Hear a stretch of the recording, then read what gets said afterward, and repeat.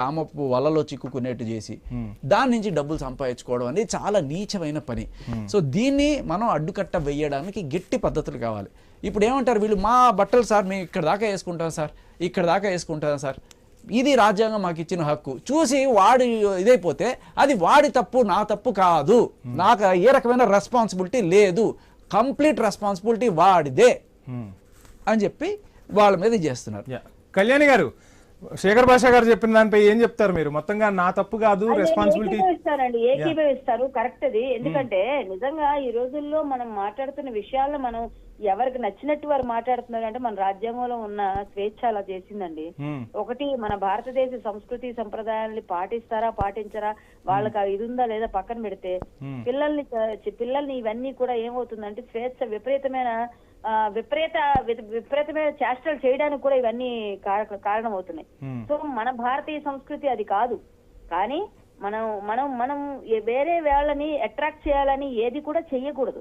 అలాగే మీరు అన్నట్టుగా మనకు సీత, సావిత్రి, అరుంధతి వీళ్ళందరూ పుణ్యాంగనలు పుట్టిన పుణ్యభూమి అండి భారతదేశం.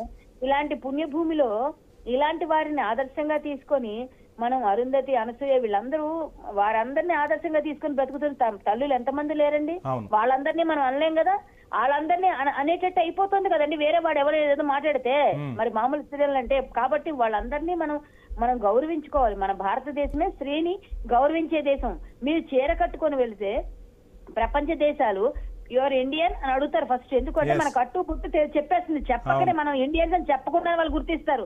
ఇది ఒక్క భారతదేశానికే ఉంది, పాశ్చాత్య దేశాల్లో ఎక్కడా లేదు. సో ఆ సంస్కృతి సంప్రదాయం సనాతన ధర్మానికి పట్టుకొమ్మ లాంటి ఈ నేలని మీరందరూ ఏమేమి చేస్తున్నారా వెధవల్లారా అని తిట్టాలంటే భయంకరంగా నాకు అసలు వాడికి అనిపిస్తే ఏం చేద్దాం అన్నట్టుంది. అందుకని ఇలాంటి వాళ్ళు ఆయనకి మద్దతు పలికే వాళ్ళు కూడా ఉన్నారు కదా. ఇప్పుడు డ్రెస్సింగ్ విషయంలో మద్దతు పలుకుతూ ఎవరెవరో అంటే కొంతమంది బ్లూ బ్యాచ్ ఉంటారు వాళ్ళు, అలాగే లెఫ్టిస్టులు చాలా మంది నన్ను, రాధా మనోహర్ స్వామిని, మాధవీలత, మౌనిక సింగ్ నలుగురిని ట్రోల్ చేస్తున్నారు ఇప్పుడు ఫోటోలు పెట్టి. అంటే మాకు ఎక్కడెక్కడ ట్రిగ్గర్ అవుతాం అంటే వీళ్ళు డైవర్ట్ చేద్దామని చూస్తున్నారు. నేను ఎవరు ఎంత డైవర్ట్ చేసినా టాపిక్ నేను డైవర్ట్ అవ్వను. నాన్ వేష ఇండియాకి రావడమే నా పని. నా మీద ఎన్ని అబండాలు వేసినా, ఎన్ని మాట్లాడినా, నేను ఎన్ని మాట్లాడినా కూడా నేను తీసుకుంటాను. నన్ను కొట్టినా తిట్టినా కూడా భరిస్తాను. ఎందుకంటే నా ధ్యేయం ఒకటి ఉంది, నాకు ఆ ధ్యేయమే కనిపిస్తుంది. ఆ ధ్యేయం వైపే అడుగులు వేస్తాం. సో మొత్తంగా సుదీర్ఘ పోరాటానికి సిద్ధమైపోయారా కళ్యాణి? వాడు వచ్చే వరకు పోరాటమేనండి. ఎక్కడికి వెళ్ళిపోతారు సార్? ఒక మాట చెప్తాను సార్, వదిలేసారు, రాడు సార్ అనుకుందాం సార్.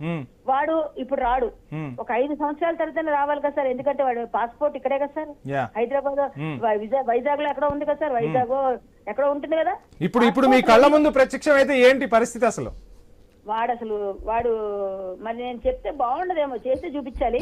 మీరు అర్థం చేసుకోండి. నేను ఆ karate black belt, national gold 4 times ఎప్పుడు వచ్చిందో, వాడు ఎలా ఎప్పుడు మొత్తంగా ఆడవాళ్ళ చేతుల్లో తన్నులు తప్పమంటారా? పక్కాగా చెప్తున్నాను. ఇంకా చెప్పాలంటే వాడికి ఎవరి చేతిలో తన్నులు తప్పవో అడగండి మీరు, అందరూ కొడతారు వాడిని. అట్లాంటి పరిస్థితుల్లో ఉన్నాడు వాడు.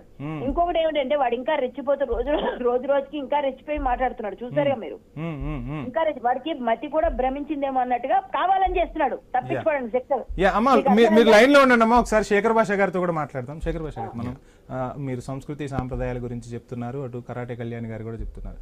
ఈ రోజు నిజంగా మనం తెలుగు వాళ్ళం ఎంత పుణ్యం చేసుకున్నామో తెలియదు. ఒకవైపు చాగంటి గారి ప్రవచనాలు కానివ్వండి, మరోవైపు గరికపాటి గారి ప్రవచనాలు కానివ్వండి, పిల్లల్లో కొంత ప్రభావం చూపుతున్న పరిస్థితి. పిల్లలే కాదు, మనం కూడా చాలా విషయాలు, తెలియని విషయాలు తెలుసుకుంటున్న పరిస్థితి.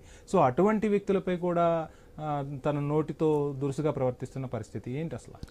సార్ నేను అనుకునేది, వాడికి చిప్పు దొబ్బింది, వాడిని తీసుకెళ్లి ఏ మెంటల్ హాస్పిటల్లోనో చేర్పించి వాడికి ఆ ట్రీట్మెంట్ ఇప్పిస్తే సెట్ అవుతాడు వాడు. ఎందుకంటే ఇప్పుడు రోజుకి ఒక్కొక్క మాట మాట్లాడుతుంటాడు, ఆవేశం కూడా పెరిగిపోతుంది. నిన్న మొన్న వీడియోస్ చూస్తే యాక్చువల్గా నాకు ఎక్కడో ఒక డౌట్ ఏంటంటే, ఇతను వీళ్ళని తిట్టాడా లేకపోతే, ఎందుకంటే అతని పాత వీడియోస్లో ఒక వీడియో చూశాను, అతనితో పాటు ఒక అమ్మాయిని ఏమన్నా మాట్లాడుకున్నాడు.